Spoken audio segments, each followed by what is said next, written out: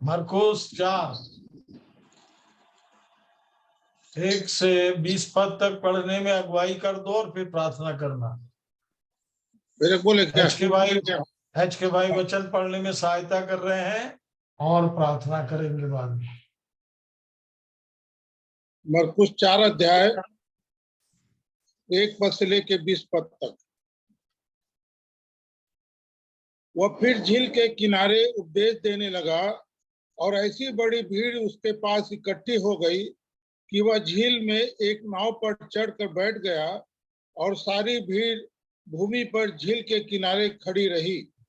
और वह उन्हें दृष्टांतों में बहुत सी बातें सिखाने लगा और अपने उपदेश में उनसे कहा, सुनो, देखो, एक बोने वाला बीज बोने के लिए निकला और बोते समय कुछ तो मार्ग के किनारे गिरा और कुछ पक्षियों ने आकर उसे चुग लिया और कुछ पथरीली भूमि पर गिरा जहां उसको बहुत मिट्टी न मिली और गहरी मिट्टी न मिलने के कारण जल उग आया और जब सूर्य निकला तो जल गया और जड़ न पकड़ने के कारण सूख गया।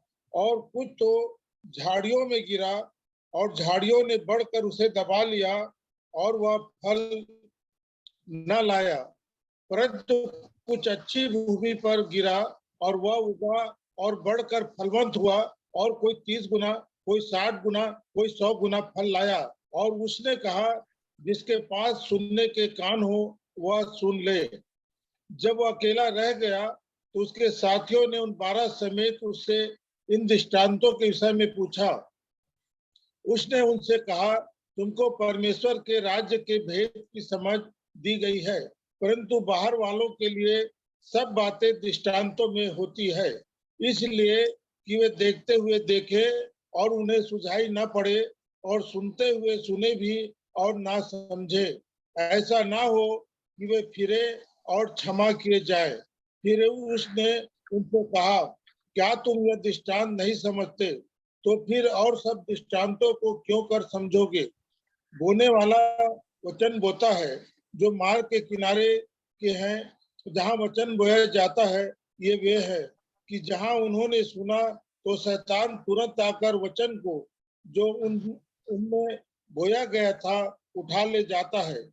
और वैसे ही जो पथरीली भूमि पर बोए जाते हैं वे ये हैं कि जो वचन को सुनकर तुरंत आनंद से ग्रहण कर लेते हैं, परंतु अपने भीतर जड़ न रखने के कारण वे थोड़े ही दिनों के लिए रहते हैं। इसके बाद जब वचन के कारण उन पर क्लेश या उपद्रव होता है तो वे तुरंत ठोकर खाते हैं।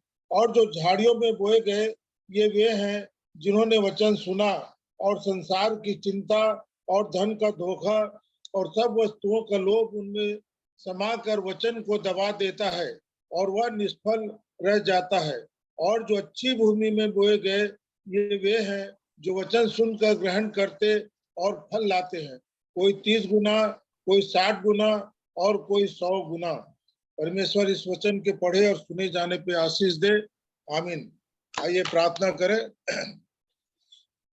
धन्यवाद, धन्यवाद, धन्यवाद, धन्यवाद, धन्यवाद, धन्यवाद, धन्यवाद सारी आशीषों के देने वाले पिता परमेश्वर, मेरे उद्धारकर्ता, जीवन के स्वामी, कभी न बदलने वाले पवित्र प्रेमी प्रभु यीशु मसीह के नाम से आपके चरणों पास आते। प्रभु, आपने हमें जीवन दिया, आपने हमें श्वास दिया, हमें जीवितों के बीच में रखा और जीवन के हर एक उत्तम आशीषों के साथ उस स्वर्गीय जीवन को भी मेरे उद्धारकर्ता यीशु मसीह के नाम से मेरे जीवन में आपने पूरा किया। मैं आपको धन्यवाद धन्यवाद धन्यवाद देता आपके प्यार के लिए प्रभु, जो आपके त्याग, आपके बलिदान, आपकी बड़ी आज्ञाकारिता में और आपके देख इन दुखों और कष्टों यातनाओं के साथ उस और आपके भाई लहू की सामर्थ और 39 करोड़ की मार के द्वारा पहुंची और आपके देह के तोड़े जाने के द्वारा आपका प्यार प्रभु, जो सारे मानव जाति के लिए जिस प्रबंध को आपने रखा प्रभु, मैं आपको धन्यवाद धन्यवाद धन्यवाद देता। हम तुच्छों से आपने प्रेम किया प्रभु और उस प्रबंध को आपने हमारे जीवन में पूरा किया। मेरे उद्धारकर्ता यीशु मसीह के नाम से मैं आपको धन्यवाद धन्यवाद धन्यवाद देता और धन्यवाद देता प्रभु आपके देह के एक एक अंगों के लिए, जिसके लिए आपने इस बड़े प्रबंध को, उस बड़े उपाय को किया प्रभु, ताकि उस स्वर्गीय मिराज के साथ, उस स्वर्गीय दर्शन में हम सब उसके सहभागी होकर प्रभु जी उस ऊंचाई के जीवन को प्राप्त करने पाए। इसलिए धन्यवाद देते हैं आपके पवित्र आत्मा की सामर्थ्य के लिए, आपकी सिद्ध इच्छा मनसा के लिए, जिसे अपने दास भक्तों में होकर उन सारे उपायों को प्रभु जी आज भी आपने हमारे जीवन पे रखा प्रभु, ताकि प्रभु जी आपकी देह जिसे आप अपनी आत्मा के द्वारा तैयार कर रहे हैं, वे प्रभु जी उन्नति कर सके, सेवा का काम किया जाए प्रभु जी। और जो आपके लहू से धोए गए प्रभु जी, जिन्होंने उस देह की सौभाग्यता को पाया, वे पवित्र लोग सिद्ध किए जाए। आपके सारे प्रबंध के लिए प्रभु मैं आपको धन्यवाद देता, और उसी प्रबंध में होके आज की संध्या शाम को फिर से आपने इस बहुमूल्य समय को आपने मेरे जीवन में और बहुतों के जीवन में इस प्रकार से इस उपाय को जोड़कर प्रभु जी आपने हमारे इस प्रबंध को पूरा किया। मैं आपको धन्यवाद देता, और आपको वचन बार बार यही कहता है प्रभु, जिसके सुनने के कान हो वो सुन ले। इसलिए प्रभु जी आपको वचन ये भी कहता है प्रभु, वचन के सुनने वाले बनो, जो और वचन पर चलने वाले बनो, जो अपने आप को, और सुनने वाले ही नहीं जो अपने आप को धोखा देते हैं। इसलिए प्रभु जी हम वचन को सिर्फ सुनने वाले नहीं, परंतु इस पर चलने वाले बन सके। नहीं तो यदि हम सिर्फ सुनने वाले प्रभु जी, तो आज भी हम अपने आप को धोखा देने वाले बन रहे हैं। इसलिए आपका पवित्र आत्मा, आपको वचन मेरे जीवन के साथ हर एक सुनने वालों की सहायता करे प्रभु, ताकि आपके वचन की मांग जो आज मेरे जीवन के लिए है, हम में से प्रत्येक को जीवन पूरा होके हम बड़े निर्णय और समर्पित होकर प्रभु जी आपके इस जीवन में आगे बढ़ने पाए। धन्यवाद धन्यवाद धन्यवाद प्रभु, एक बार फिर से भाई के जीवन के लिए, जिनके जीवन में आपने उस बड़े नगुरा को पूरा करके इस प्रबंध उपाय को आज हमारे जीवन पे रखा। सो बोलने में और सुनने में और समझने में आपका पवित्र आत्मा हमें से प्रत्येक की सहायता करने पाए। स्थिति वातावरण को और हमें से प्रत्येक के जीवन को आपके हाथ में, आपके साथ में और आपके पवित्र लहू के बारे में बांधते प्रभु। आपने हमारी प्रार्थना सुना प्रभु, धन्यवाद देते हैं।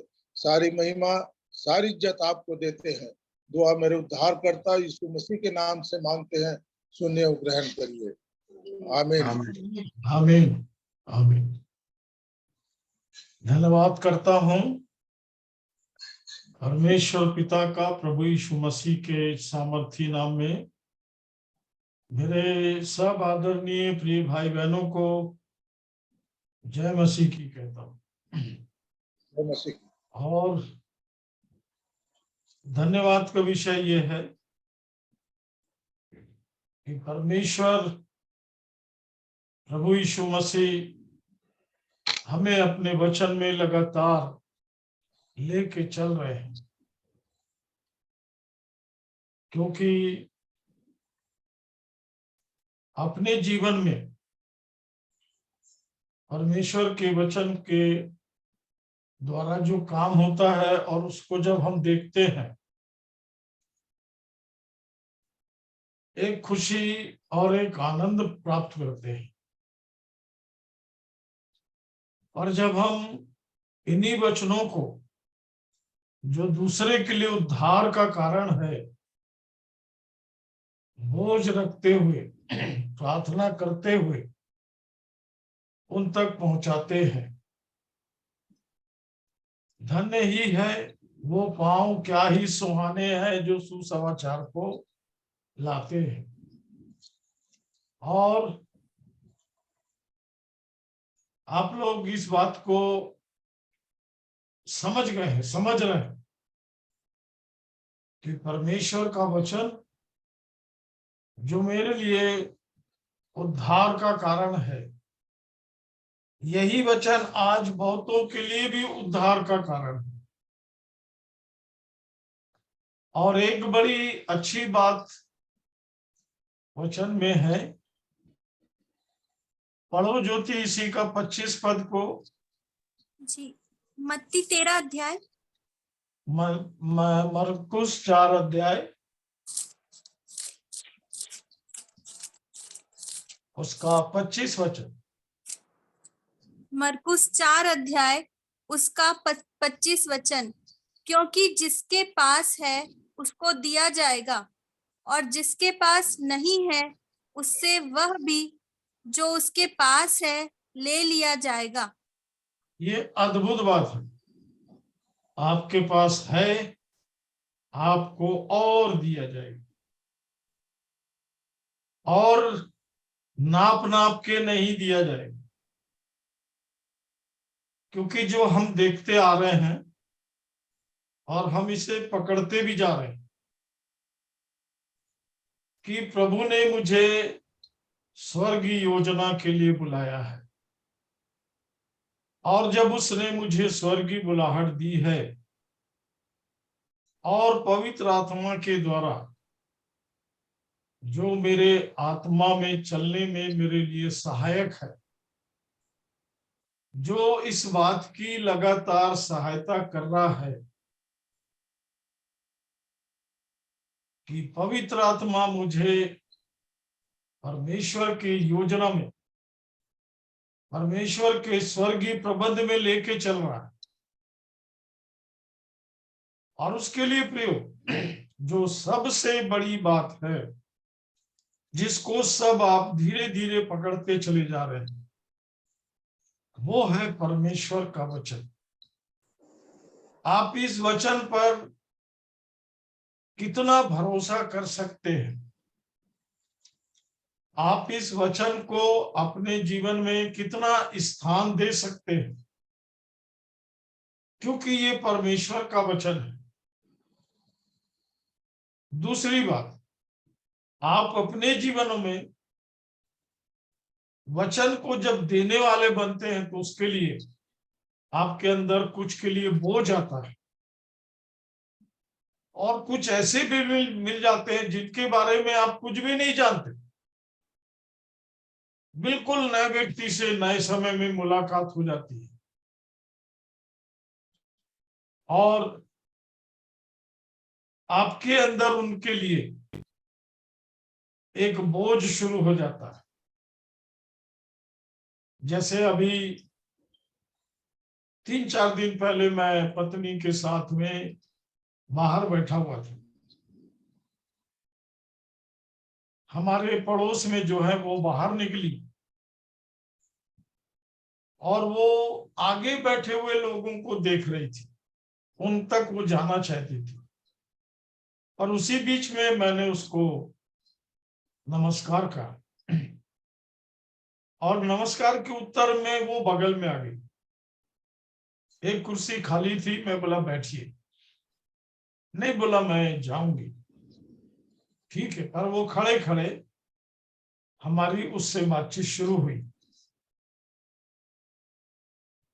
और मैंने उससे बताया मैं अध्यात्म गुरु हूं, धर्म गुरु नहीं। धर्म बहुत सीमा में, सीमित दायरे में। मैं अनंत के कार्य को करता हूं परमेश्वर के साथ रहकर। और धीरे धीरे प्रिय वो खुलने लगे और उसने बताना शुरू किया, क्योंकि वो शाम का समय था ऐसे ही, तो हर घर में कहीं ना कहीं से कोई बत्ती या पूजा या इसके सब सुगंध या आवाज आ रही थी। और उसने स्पष्ट किया कि मैं ये सब नहीं करती। और भी बहुत कुछ बातें हमारी आपस में होती रही। मैंने कहा आपकी बातों को सुनने से ऐसा लग रहा है कि जो उद्धार है और जो उद्धार करता है उसके और आपके बीच में एक थोड़ी सी दूरी है, ज्यादा दूरी नहीं है। आप जहां पर हो, कई बार उसको उस स्थान में लाने में मुझे बहुत समय लगता है। और वो कई व्यक्ति बहुत जिद्दी होते हैं, वहां जिद करते रहते किसी बात को लेकर के, पर आप इनमें से कुछ भी नहीं कर रहे। आप ये कह रहे हैं कि मैंने वो सब छोड़ दिया, मुझे पसंद नहीं। और तब मैं बताया कि एक अनजाना सुसमाचार जो है वो आपके अंदर काम कर रहा है।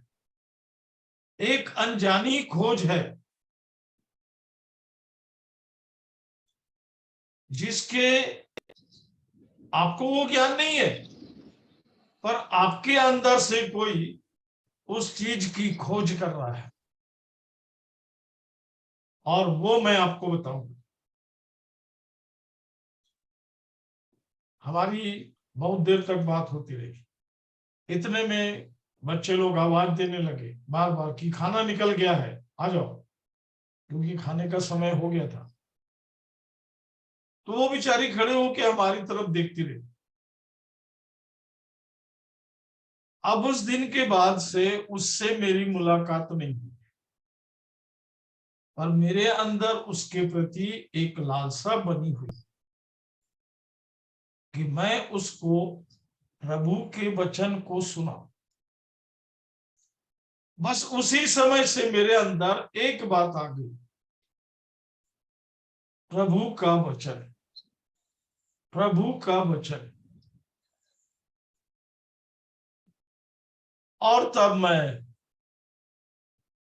इस विषय पे पवित्र आत्मा के साथ बैठकर कुछ खोज करने लगा। तो प्रभु ने मुझे मत्ती 13, मरकुस 4, लूका 8 इन तीनों अध्यायों को दिखाया, और बड़े बोझ के साथ मैं इसको 3 दिन से लगातार पढ़ रहा हूं। पढ़ने पर मैंने एक बात पाया कि यशायाह ने इनके विषय में ठीक भविष्यवाणी की, जो 6 अध्याय में दिया है। और वो ये है कि इनके आंख रहते हुए उनको नहीं दिख रहा, कान रहते हुए उनको सुनाई नहीं दे रहा, क्योंकि इनका मन मोटा हो गया, भारी हो गया। और मैं बहुत आश्चर्य के साथ प्रभु के साथ बैठा था कि प्रभु जी, आपके वचन को ग्रहण करने के लिए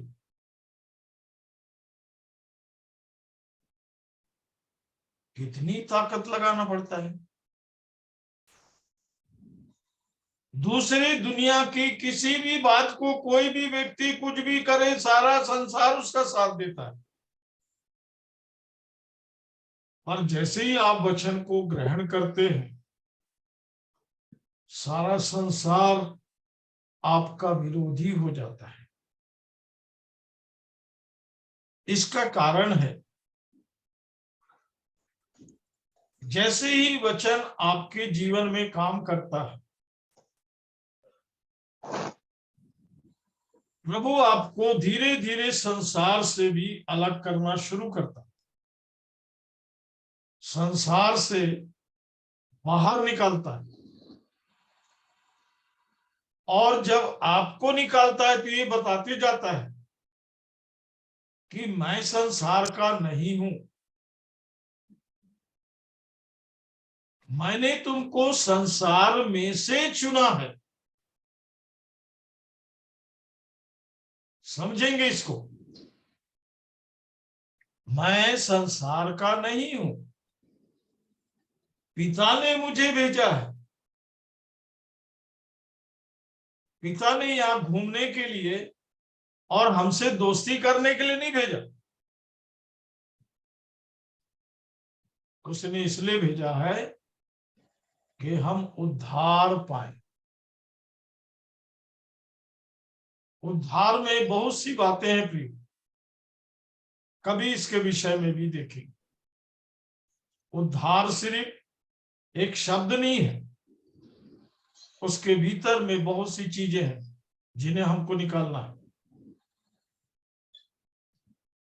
क्योंकि ये स्वर्गीय प्रबंध है।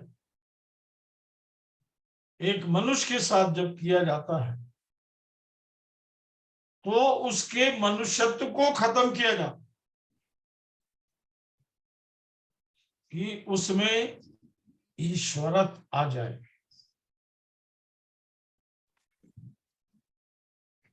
और इसके लिए सबसे पहले जो काम करता है वो है परमेश्वर का वचन। पर परमेश्वर के वचन को एक मनुष्य कैसे ग्रहण करता है, ये बहुत बड़ी बात है। इसमें दो बातें प्रिय। एक, मेरे जीवन में मैंने परमेश्वर के वचन को कहां तक और कैसे ग्रहण किया।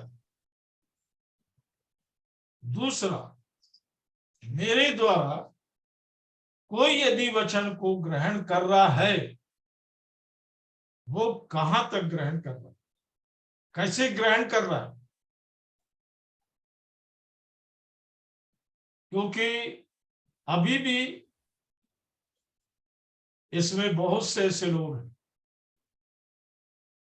जो साथ में जुड़ रहे हैं, बहुत से ऐसे प्रिय भाई बहन हैं जो बहुत समय से वचन में बने हुए हैं और विभिन्न प्रकार की कहीं ना कहीं किसी ना किसी प्रकार के अपने जीवन से प्रभु यीशु की वचनों की सेवा को कर रहे हैं। उनके लिए धन्यवाद। और बहुत से ऐसे लोग हैं जो सिर्फ अपनी समस्याओं के साथ बैठे हुए हैं और उनके जीवन में ये चलते रहता है कि मेरी समस्या कैसे भी करके खत्म हो जाए। कोई दर्द, कोई तकलीफ, कोई रोग बीमारी, कोई कष्ट तकलीफ, या ये सब नहीं है तो आज वो सुना रहता तो उसके जीवन में बड़ा काम होता, क्योंकि वचन उसके लायक नहीं। प्रिय,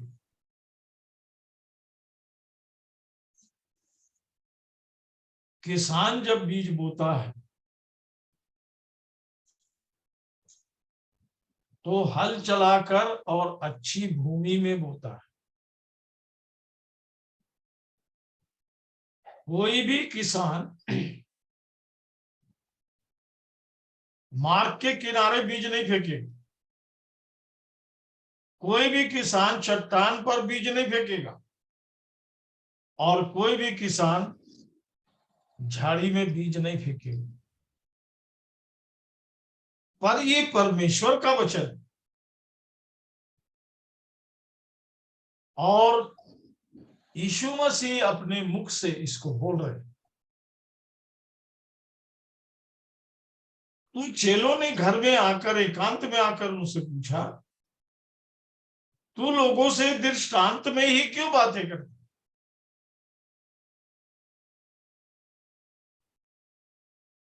देखिए 10 पद पढ़िए। मरकुस 4 अध्याय उसका 10वां वचन।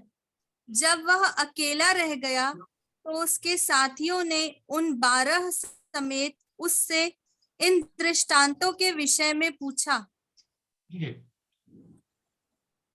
उसने उनसे कहा, तुमको तो परमेश्वर के राज्य के भेद की समझ दी गई है, परंतु बाहर वालों के लिए सब बातें दृष्टांतों में होती है। इस बात को पकड़ लेना। आज ये बात को आप मेरे जीवन के लिए लिखा है। मेरे जीवन के लिए क्या है? उसने उनसे कहा, तुमको तो परमेश्वर के राज्य के भेद की समझ दी गई है। मत्ती 13 का 10 भी जरा पढ़ेंगे जी।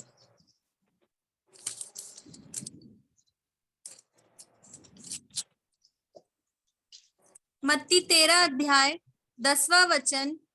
चेलों ने पास आकर उससे कहा, तू लोगों से दृष्टांतों में क्यों बातें करता है? आगे। उसने उत्तर दिया, तुमको स्वर्ग के राज्य के भेदों की समझ दी गई है, पर उनको नहीं। हाँ, तुमको स्वर्ग राज्य की, परमेश्वर के राज्य के भेदों की समझ दी गई है। और मैं विश्वास करता हूं कि परमेश्वर के वचन के साथ साथ परमेश्वर के राज्य की बातों को भी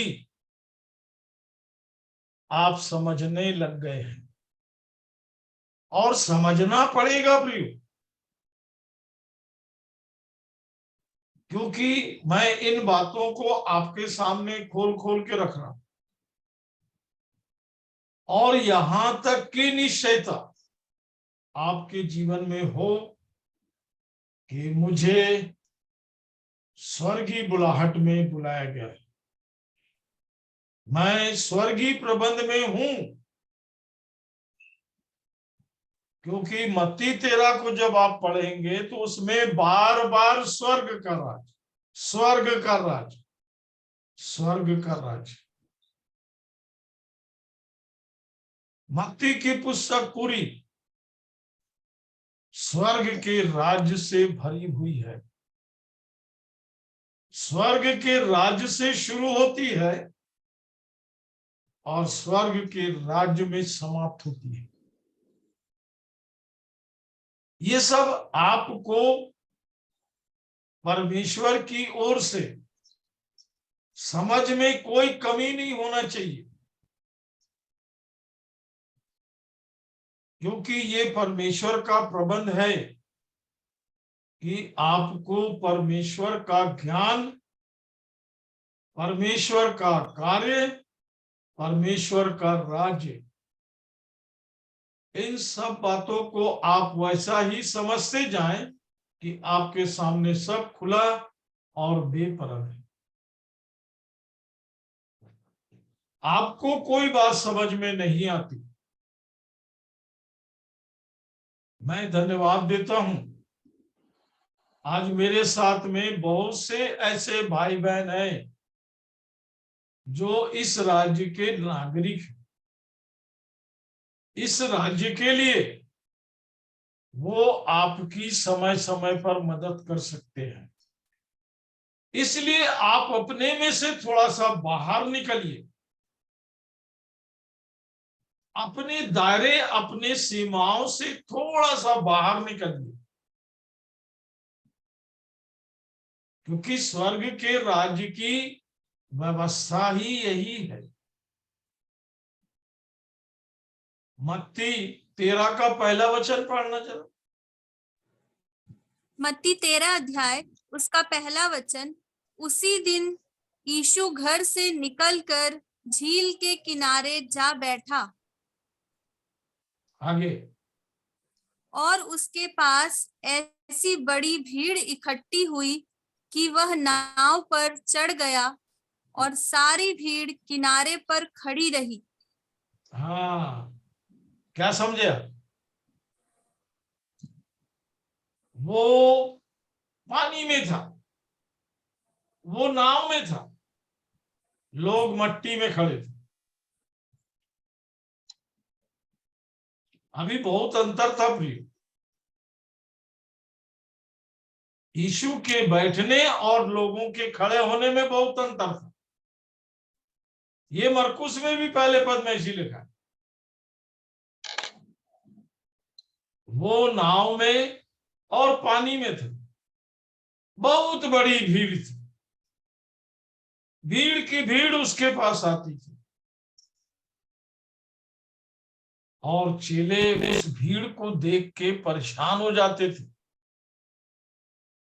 उनकी परेशानी का कारण ये था, और वो प्रभु से बोलते थे कि ये इतने लोगों का भोजन, इसकी व्यवस्था हम कहां से करेंगे? यीशु बोलता था, तुम्हारे पास कुछ है? हाँ, हमारे पास जो है, और वो इनके लिए क्या होगा?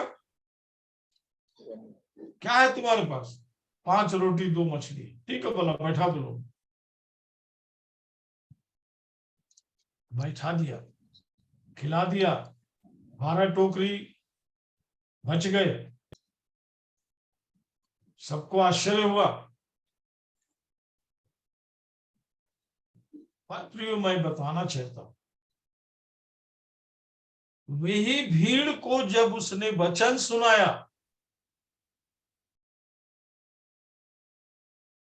तो वचन 4 स्थान पर गिरा। मतलब कुछ लोग इस प्रकार के थे जिन्होंने वचन सुना और उसी समय वचन गायब हो गया।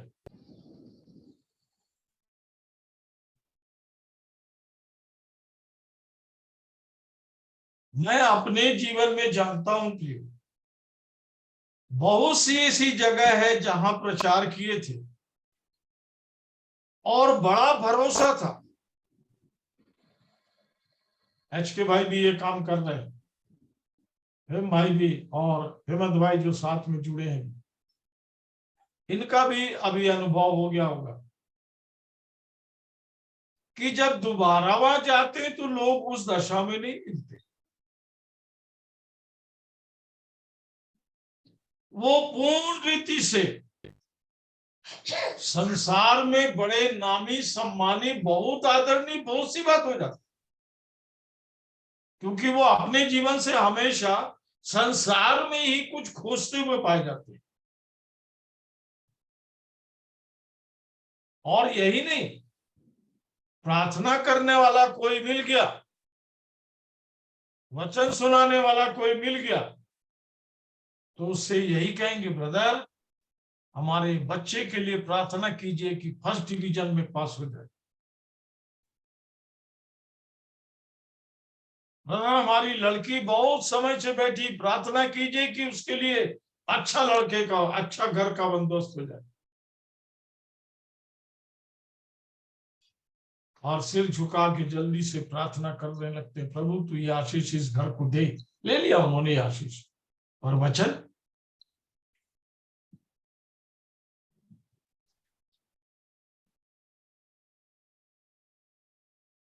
हाँ प्रियो, वैसे भी वचन का तो अकाल है, आप लोगों को बहुत वचन मिल रहा, बात अलग है। इससे जरा आप दाएं बाएं देखिए, क्या बोलोगे अमित बाबू? मिल रहा है अगल बगल में वचन? क्या बोलोगे? बिल्कुल नहीं, अब तो वचन में भी मिलावट दिखने को मिल रही है। रात को मैं सोने जा रहा था, अमित बाबू ने वैसे ही फोन किया, मैं बोला एक वचन पढ़ो, उनको वो वचन पढ़ा दिया, शायद बड़ा आश्चर्य हुआ होगा। 2 कुरिन्थी 2 अध्याय 17 वचन। हाँ, 2 कुरिन्थी 2 अध्याय 17 वचन। वचन की बात है तो अच्छी बात है, अमित को देख करके मुझे भी याद आ गया। 2 2 कुरिन्थी कुरिन्थी 2 2 अध्याय 17 वचन। क्योंकि हम उन बहुतों के समान नहीं जो परमेश्वर के वचन में मिलावट करते हैं, परंतु मन की सच्चाई से और परमेश्वर की ओर से परमेश्वर को उपस्थित जानकर परमेश्वर को उपस्थित जानकर आगे मसीह में बोलते हैं। हाँ, ये वास्तविकता है वचन की।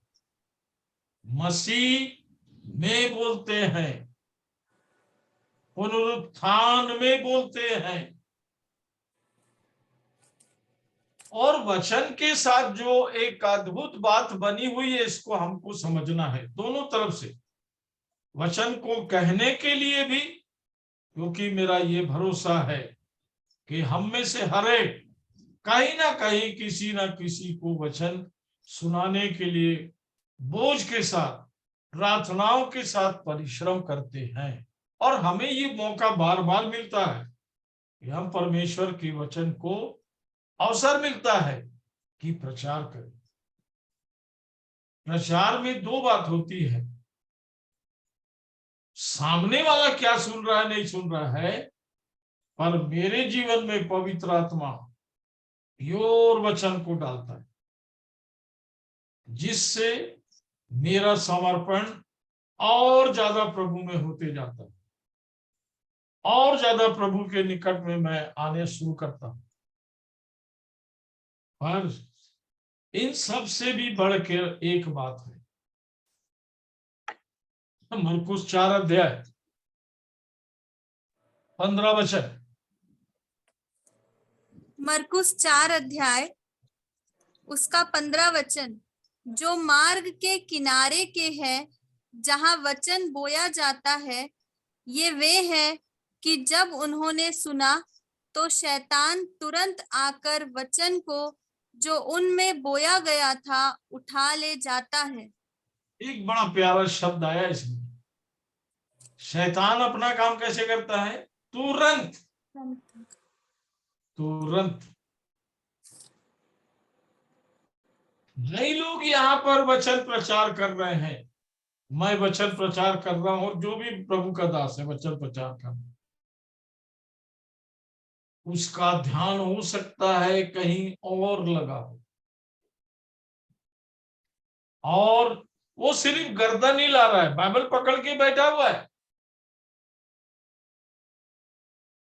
और ये तो मेरा बहुत पुराना अनुभव हो गया, इसलिए इसको मैं जानता हूं।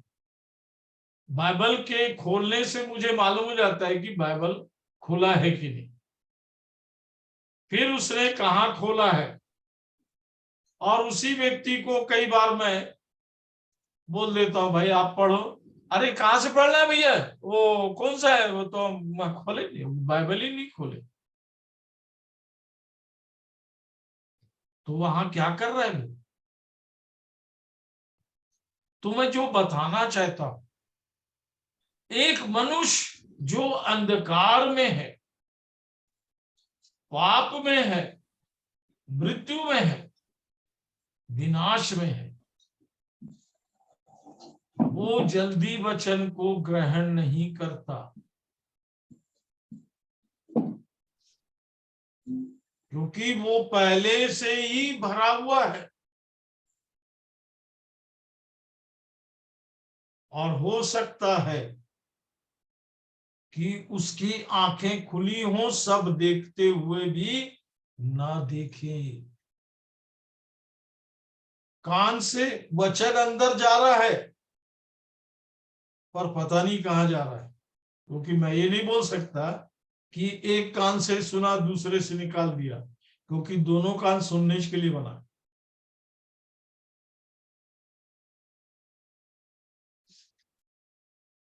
कहां गया पता ही नहीं पड़ा। परमेश्वर का धन्यवाद हो कि वो वचन से बता रहा है। जब तक हम प्रार्थना करके बाहर जाते हैं, तब तक शैतान टाटा बाय बाय बोलता, जा बेटा तेरा सब काम को मैं निपटा दिया। तो घंटे 2 घंटे जो भी मेहनत किया, क्या मजाल है जो मैंने इसको वचन छूने दिया।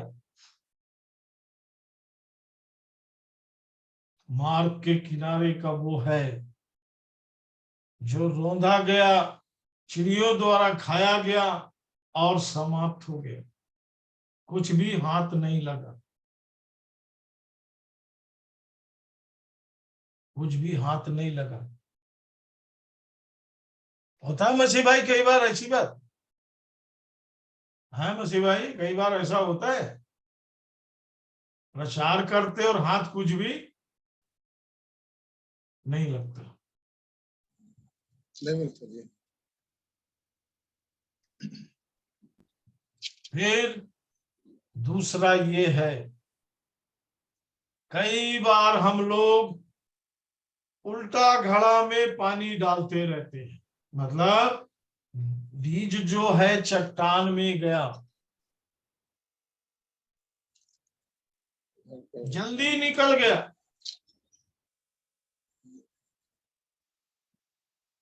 पर नीचे जड़ रखने का जगह नहीं है। सवेरे कड़ी धूप निकली, शाम तक सब सूख के खत्म।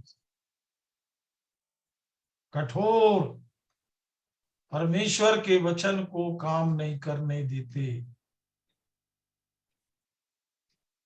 बहुत जगह से निराश होके आना पड़ता है, क्योंकि वो दूर से ही देख के टाल देता है। अरे ब्रदर आज ना, आज आज आज अच्छा चलो ठीक है। या फिर फोन करके आपने पूछा आज अरे 10 ठो काम गिनवा देते। काम है, पर वचन के लिए समय नहीं है, जगह नहीं है, नहीं समझ पा रहे कि ये वचन क्या चीज है। ये मेरा जीवन है, ये मेरे जीवन को परमेश्वर के प्रबंध में ले आएगा। और इसलिए वचन की बात जब समझ में आती है, जब हम यहां से शुरू करते हैं, सब अंधकार में है, सब पाप में है, सब मृत्यु में है, प्रभु ने मुझे बचाया है। जब इस प्रकार की निश्चयता वचन के द्वारा अपने जीवन में करने वाले मिलने लगते हैं, अब वहां पर पवित्र आत्मा की सहभागिता और यीशु के लहू की एकता,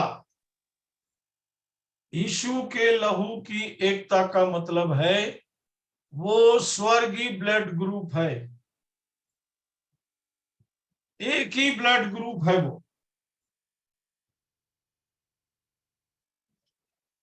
उसमें कोई दूसरा मिलावट नहीं होगा। और यदि उसमें मिलावट हो गया तो वो उस एकता में नहीं आएगा। इसको समझ लेना।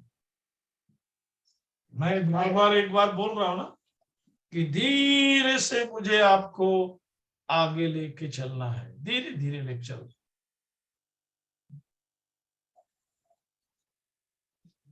और प्रियो, जब खून की बात आती है तो खून तो एक ही है, वो है स्वर्ग जो बहाया गया। उसको देख के रोने से कुछ नहीं होगा। बहुत लोग रोते रहते, बहुत अच्छा करते, पर उसे अपने अंदर, अपने जीवन में उस पवित्रता को महसूस करना है। और वो जब ही होता है प्रियो, जब वो हमारे अंदर काम करता है। क्योंकि तीसरा बीज झाड़ी में गिरा, झाड़ी भी साथ साथ बढ़ता है लिखा, और जंगली का स्वभाव होता है वो तेजी से बढ़ता और बहुत से विषयों के साथ एक साथ बढ़ता है। इसको ध्यान रखेंगे प्रिय। संसार में, शरीर में कोई भी चीज को कोई सिखाता नहीं है, पर सबकी मास्टरी है इसमें। कोई अपने आप को किसी से कम नहीं समझता है। क्या चीज है? इसलिए तीसरे बीज के साथ ये बात आई। इसलिए तो चेलों ने बोला हमको समझा, तुम्हें स्वर्ग राज्य की समझ दी गई है। आपके साथ में मैं बराबर स्वर्ग राज्य के भेदों की बात कर रहा हूं, और आप भी बराबर अपने आप को इन योजनाओं में पाते हुए स्वर्गीय योजना में, प्रबंध में अपने आप को बनाए रखें। क्योंकि प्रियो, एक बात तो पक्की है, हम कब चले जाएंगे ये नहीं मालूम, या दुनिया कब नाश हो जाएगी ये नहीं मालूम। क्योंकि दोनों अपना रंग दिखा रहे हैं। जाने वाला भी ये नहीं बता रहा कि कब जाएगा वो। और ये दुनिया के बदलते हुए रूप, जिनमें आप किसी भी बात पर भरोसा नहीं कर सकते, ये कब बदल जाएंगे। आज हर व्यक्ति ऐसा ही बोल रहा है। सुनिए ध्यान से, पहले ऐसा था, पहले ऐसा था, और पहले ऐसा था। अरे भाई अब तो सब बदल गया। तो ये बदल के यही नहीं रुकेगा, ये चलते जाएगा। कहां जाके रुकेगा किसी को नहीं मालूम। इसलिए बाइबल बोलती है अच्छे वो है जो चले गए, अच्छे वो हैं जिनको ये दिन देखना नहीं पड़ रहा, और उससे भी अच्छा जो है इस दुनिया में ही नहीं आया। इससे भी अच्छा वो है जो इस दुनिया में ही नहीं आया, जिसको ये सब प्रपंच देखना नहीं पड़ेगा।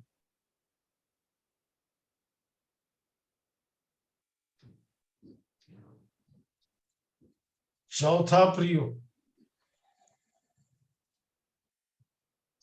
क्योंकि पहला खा गए, रौंद गए, दब गए, सब हो गया। दूसरा जल गया। तीसरा झाड़ी में दब गया, संसार की चिंता में, धन का धोखा में फंस गया।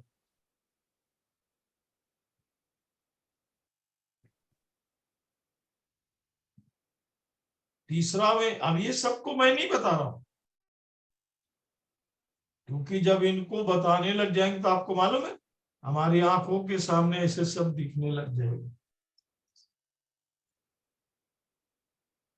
ये वचन है प्रियो, मैं जो बताना मांग रहा हूं, थोड़ी देर जिस पर मैं बात करना चाह रहा हूं, अच्छी भूमि पर गिरा, क्योंकि उन्होंने अच्छे पैमाने में फल को लाया। स्वर्ग एक बात को ध्यान रखेंगे, फसल पकी पड़ी है, मजदूर नहीं, काटने वाले नहीं है बोल रहा। प्रभु यीशु ने कहा यूहन्ना 15 में, मैंने तुम्हें चुना है, तुमने मुझे नहीं चुना, मैंने चुना है, जाके फल लाओ और तुम्हारा फल बना रहे। क्यों बोला उसने मालूम? मेरा पिता किसान है, मैं दाखलता हूं, तुम डाली हो। मतलब फल हम में लगेगा, फूल हम में आएगा। इसलिए उसने कहा जो डाली नहीं फलती उसको वो काट देता है और आग में डाल देता।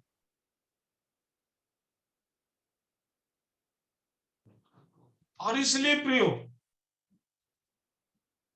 ये जो बीज है, कुछ भोपाल में गिरा, कुछ दिल्ली में गिरा, कुछ उज्जैन में गिरा, कुछ बलौदा बाजार में गिरा।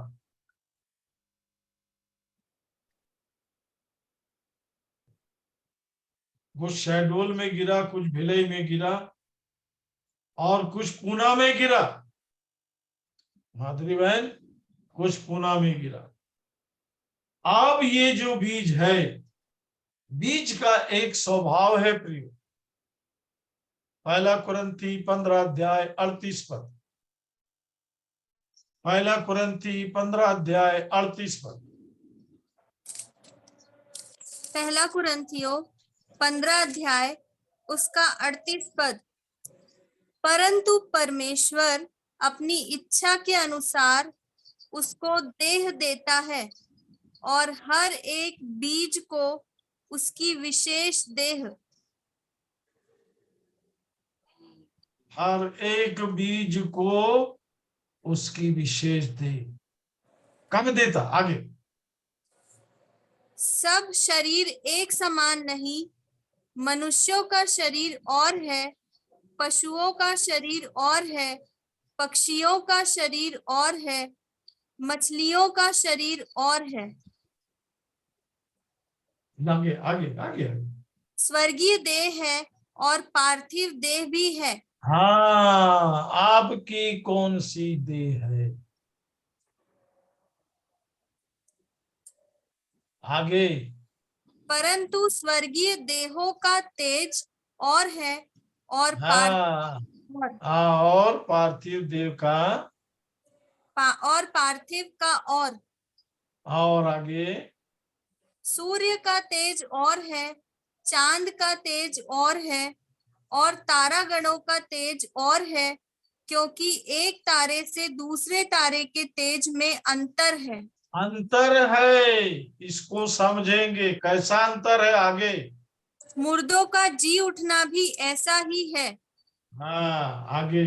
शरीर नाशवान दशा में बोया जाता है और अविनाशी रूप में जी उठता है। ये नाशवान है कि अविनाशी है, समझते चलेंगे। आगे। वह अनादर के साथ बोया जाता है और तेज के साथ जी उठता है। वहां जब बपतिस्म लेकर एक तेजोमय जीवन है, मिट्टी का आदम नहीं है जो निराश हो गए। स्वर्गीय जीवन है, चाहे कैसा भी रहे, तेज कम नहीं होगा, तेज कम नहीं होगा, और कम होना भी नहीं चाहिए। यीशु का तेज जैसे जैसे मारते गए, जब पतरस बोला कौन तुझे मारेगा, बोला ए शैतान दूर हो जाओ। क्यों बोला तो मालूम है आपको, कि तू परमेश्वर की बातों पर नहीं। क्यों बोला था? तो मनुष्यों की बातों मनुष्यों की बातों पर मन लगाता है। प्रियो, हम में से कोई भी यदि मनुष्य की बातों पर मन लगाएंगे, आप मानुषिक जीवन जिएंगे। परमेश्वर आपको, यीशु आपको देखते से बोलेगा दूर हो जाओ, दूर, दूर, दूर, दूर हो जाओ। और तब हम मौका देंगे शैतान को, आके उठा के ले जाएगा, सब चीज को ले जाएगा। मन मोटा हो गया, आंख मोटी हो गई, देखते हुए भी कुछ नहीं दिखेगा, सुनते हुए भी कुछ सुनाई नहीं देगा। आज मेरे चारों तरफ ऐसे लोग हैं प्रियो, जिनको कुछ नहीं दिख रहा। प्रभु का धन्यवाद कि आप ये गवाही दे सकते। पढ़ो जरा आगे, पढ़ो। निर्बलता के साथ बोया जाता है और सामर्थ्य के साथ जी उठता है। सामर्थ्य के साथ जी उठता। आगे। स्वाभाविक देह बोई जाती है और आत्मिक देह जी उठती है। अब ये स्वाभाविक नहीं है। आगे। जबकि स्वाभाविक देह है तो आत्मिक देह भी है। हाँ, एक निश्चयता होना है। ये शरीर हमारे लिए, हम संसार में जब तक हैं, शरीर में जब तक हैं, हमारे पास ये निश्चयता बनी रहना चाहिए कि मैं शरीर का नहीं हूं। क्योंकि यूहन्ना 3 में इसी बात को दिया, जो शरीर से जन्मा है वह शरीर है। रोमियो 8 अध्याय में इसी को दिया, जो शरीर से जन्मा है वह शरीर है। शरीर पर मन लगाना तो मृत्यु है। अब हम इस भाषा को समझने लगे हैं, इसलिए कोई 60 गुना, कोई 30 गुना फलवंत जीवन जी रहा है। ये गवाही मैं ये पूछने नहीं जाऊंगा कि ये किसकी गवाही है। आपके पास इसके लिए हिम्मत होना बोलने के लिए कि ये मेरी गवाही है, ये मेरी गवाही है कि मेरी भूमि पड़ती भूमि है, ये बेकार नहीं पड़ी है। प्रभु 3 वर्ष तक फल देखने गया, बोला इस पेड़ को काटो और आग में डाल दो। बोला प्रभु इस साल और छोड़ दे, इस साल और छोड़ दे। लूका 13 में दिया, बाद में पढ़ लेना। फले तो ठीक है, और नहीं फले तो काट डाल। कुल्हाड़ा पेड़ों के जड़ पर रखा हुआ है, कब काट देगा कब फेंक देगा, इसलिए प्रियो हम उस दायरे में पाए ना जाए जहां वो काट देगा, जहां वो फेंक देगा। क्योंकि इसमें देखने बोलने वाला कोई नहीं है, कोई सुपरविजन करने वाला नहीं है, ध्यान रखिए। पर इसमें एक सहायक है जो आपको अनंत के मार्ग में लेके चलता है। अनंत में अनंत की गवाहियां बनती है आपकी। आप अनंत के लिए परमेश्वर के द्वारा यीशु मसीह में फल उत्पन्न करने वाले बनते हैं। तुम्हारा फल तुम में बना रहे। इसलिए प्रियो कहता है जिसके पास है उसे और दिया जाए, और जिसके पास जो कुछ है और वो कुछ नहीं कर रहा वो भी ले लिया जाएगा। 5, 2, 1 था। 5 वाले को और 5 दिया, 2 वाले को और दिया, 1 वाला गमछे में बांधा था, मिट्टी में रखा हुआ था, सजा के रखा था, छिपा के रखा था। इस दुष्ट से उसको ले लो बोला, और इसके हाथ पैर बांध के आग में डाल दो जहां रोना और दांतों का पीसना होगा। प्रियो, आपको ये वचन डरने और डराने के लिए नहीं, मेहनती बनाने के लिए, प्रभु के साथ रहकर प्रभु को उतार कर आत्माओं को जीतने के लिए मुझे प्रभु ने यहां रखा है। ये आपकी प्रार्थना होना चाहिए। मुझे प्रभु ने यहां रखा है क्योंकि आपके अंदर जो विचार चलेगा उसी के अनुसार आपके अंदर योजना बनती जाएगी। कई बार बिना योजना के प्रभु आपको इस्तेमाल करेंगे। और इसलिए मेरी ये प्रार्थना है कि सब बलवंत और फलवंत है, सबके पास तेजोमय जीवन है, आशीषमय जीवन है। आइए हम प्रार्थना करेंगे। अपने भाई हेमंत के साथ में हम प्रार्थना करेंगे।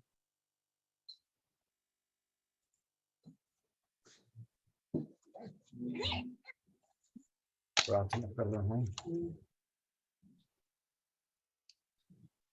आइए प्रार्थना करें। स्वर्गीय अद्भुत प्यार करने वाले पिता परमेश्वर, आपकी युक्ति अद्भुत है प्यारे प्रभु। धन्यवाद करते हैं, निरंतर आप हमें अपने दाहिने हाथ में उठाकर चलते हैं, हमारी अगुवाई करते हैं, हमारी सहायता करते हैं, हमारी आवश्यकता को जानते हैं, भरपूरी के साथ रोज बरोज प्रदान करते हैं। अद्भुत कार्य है, अद्भुत वचन है प्यारे प्रभु। सचमुच में जिन्हें आंख ने नहीं देखी, कानों ने नहीं सुना, मनुष्य के चित्त में नहीं चढ़ती, वही है जो आप अपने प्रेम रखने वालों को देते हैं प्यारे प्रभु। धन्यवाद करते हैं। यदि मेरी आंखें आज भी बंद है प्यारे प्रभु, मेरी आंखों को खोल दीजिए कि मैं व्यवस्था की अद्भुत बातों को जान सकूं। मेरे कानों को खोल दीजिए प्रभु, ताकि मैं आपकी आवाज को निरंतर सुन सकूं। प्यारे प्रभु, जिस अभिप्राय, जिस योजना के साथ आपने मुझे बुलाया, अपने राज्य में मिलाया, अपनी देह में मिलाया प्यारे प्रभु, आपकी योजना मेरे जीवन में, मेरे परिवार में और आपकी कलीसिया में, और विशेष करके जो आपके वचन के भूखे और प्यासे हैं, जिन्हें आप तृप्त करते हैं प्यारे प्रभु, उनके जीवन में पूरा हो सके। प्यारे प्रभु, आज भी हम, जैसा वचन में कहता है कि तुम दरवाजा अपने चूल पे घूमता रहता है, प्यारे प्रभु हमारा जीवन ऐसा ना हो।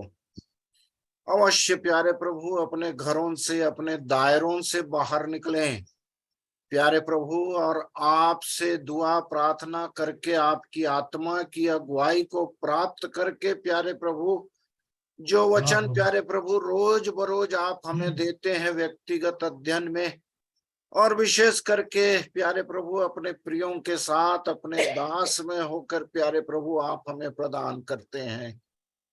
मैं हृदय से धन्यवाद करता हूँ प्यारे प्रभु। यही वचन प्यारे प्रभु और भी कई प्रचारक, पास्टर, भविष्यद्वक्ता, प्रेरित अपने नाम के आगे लगाकर प्यारे प्रभु बताते हैं, परंतु उन वचनों में आपकी आत्मा का प्रकाश नहीं होता, शरीर की बातें होती है। इसलिए आपकी इच्छा जो स्वर्ग में पूरी होती है इस पृथ्वी पर पूरी नहीं हो पाती।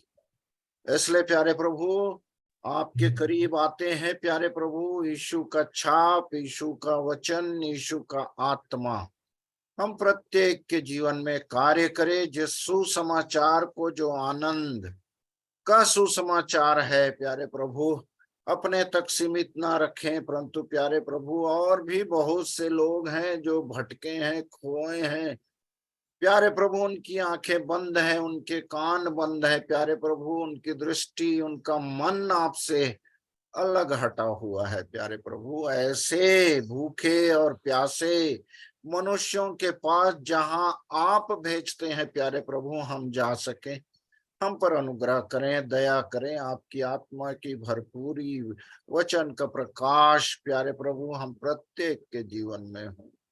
व्यक्तिगत रूप से मैं अपने जीवन को आपके हाथों में समर्पित करता हूं, अपने प्रियों के लिए भी दया चाहता हूं प्यारे प्रभु।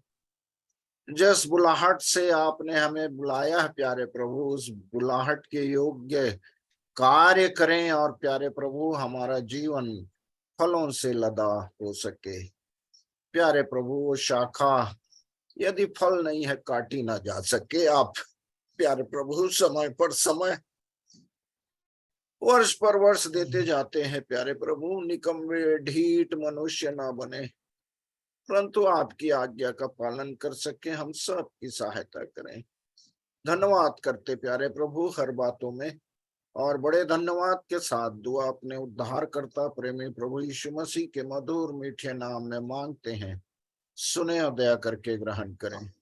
आमीन यीशु, धन्यवाद यीशु, थैंक यू, आमीन। थैंक यू जीसस, आमीन आमीन आमीन। थैंक यू जीसस, हालेलुया यीशु।